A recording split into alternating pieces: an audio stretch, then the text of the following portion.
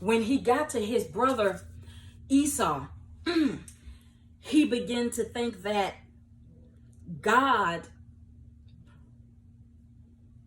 would allow his brother Esau to still be against him. He still had not yet, God had forgiven him because he had suffered for what he had done, but he still could not forgive himself. He still could not forgive himself. So that sin constantly stayed before him. And when God told him to come back, he couldn't face his brother because of what he had done.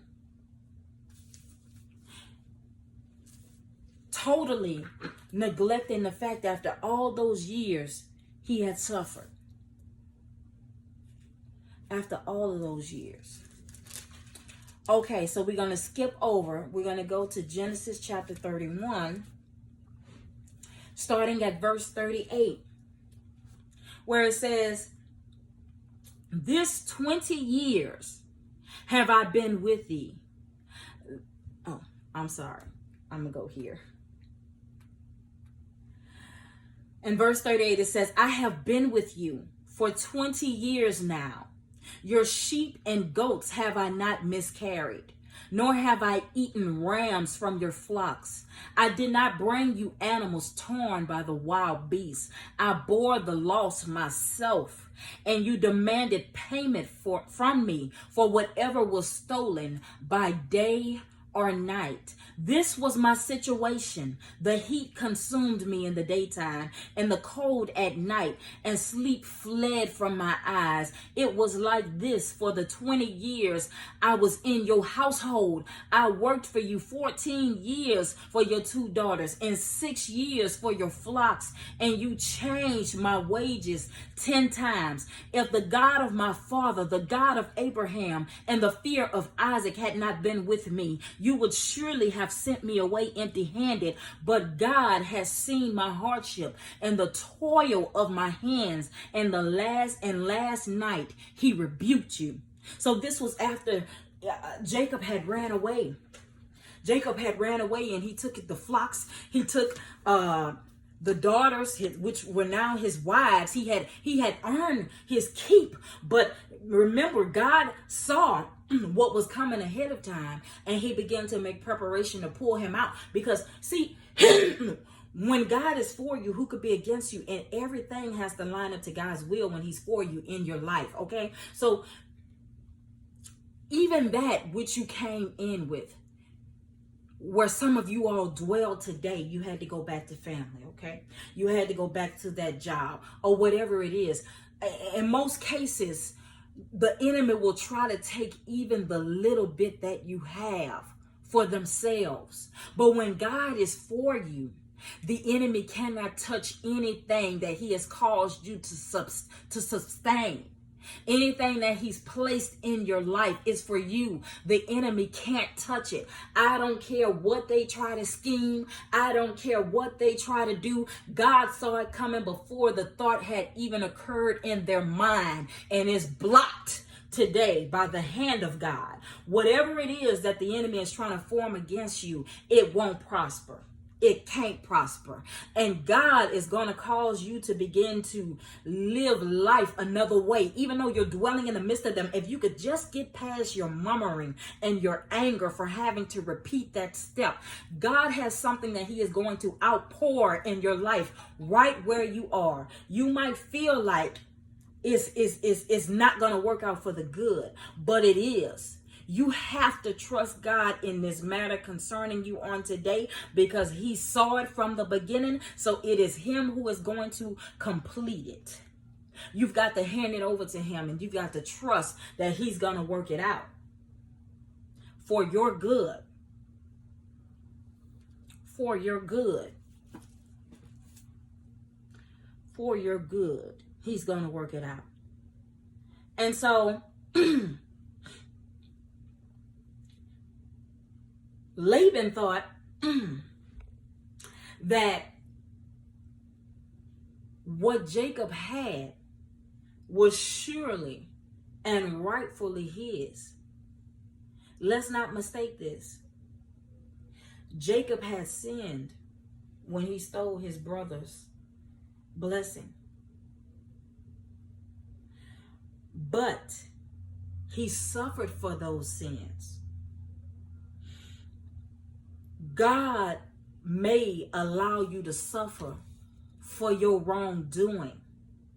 But when you begin to humble yourself and you begin to acknowledge that all things concerning you are in the hands of God, even the wrongdoing that may be coming up against you in this time, when you begin to understand that God allows certain things to happen to bring out the greater good in you, the quicker things will begin to come together for you. The quicker things will begin to come into order for you, because he who is with you has the authority and the power to do so.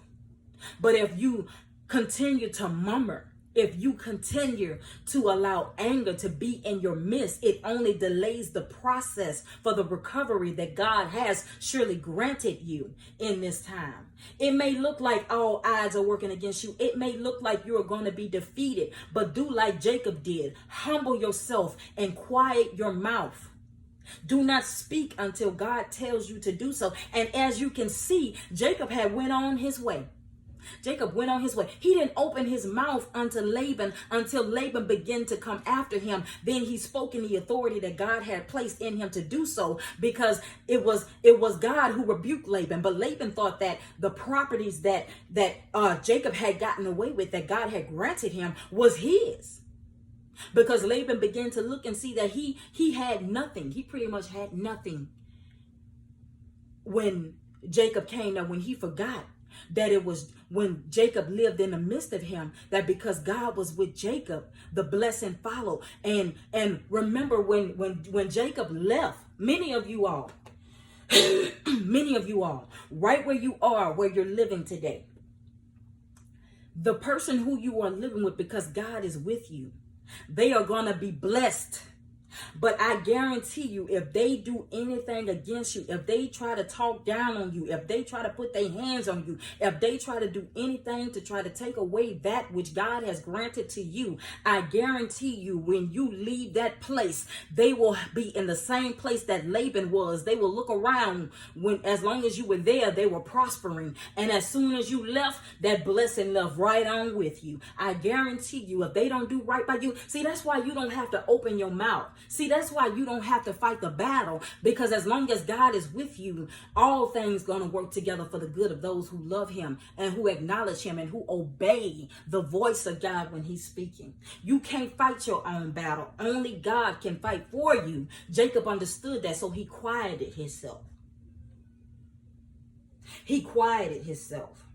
He went on ahead and he did the labor, because again, he understood what Paul was saying in Philippians. He understood that which was spoken in Philippians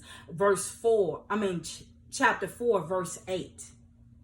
What to think on, what to concentrate on. If you can let your mind concentrate on the things that are lovely, if you can allow your mind to concentrate on the things that are sweet, the things that look bad will begin to line up.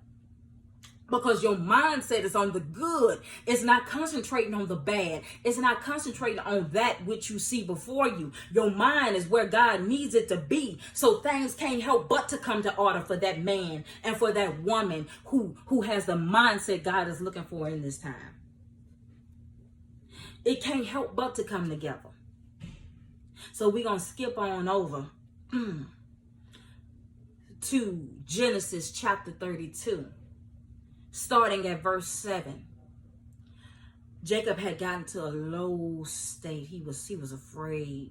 He was distressed, because God had asked him to do something that to repeat a step that he thought that he would never have to do again.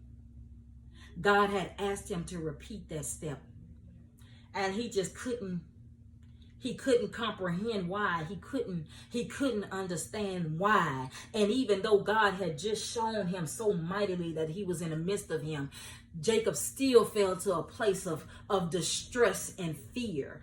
As it says in verse 7 in Genesis chapter 32, it says, then Jacob was greatly afraid and distressed, and he divided the people that was with him in the flocks and herds and camels into two bands, and said, if Esau come to the one company and smite it, meaning if he takes one side out and he smites it, I still got this side over here. He decided that I won't let Esau overtake everything. I'll let him have this side, but I still got this over here, for myself. I'll let him have it if that's what he chooses to do. Then the other company which is left shall escape. So he was plotting. You know how you get in that low place and you start, okay, so I got to go do this here. So you begin to start plotting and trying to see how you're going to work everything out, not knowing that God done already went before you and he done already ordered your steps. You sitting there and you plotting, you like, okay, so I got to take this money right here. Like you trying to think ahead for the next day. I got to take this money right here because I got these bills coming up. So I'm going to take this little stash right here and I'm going to put it to the side. Because, if something happened to this, if I go out here and I screw this up or this gets stolen or whatever happened, I still got this little stash over here. So I'm good.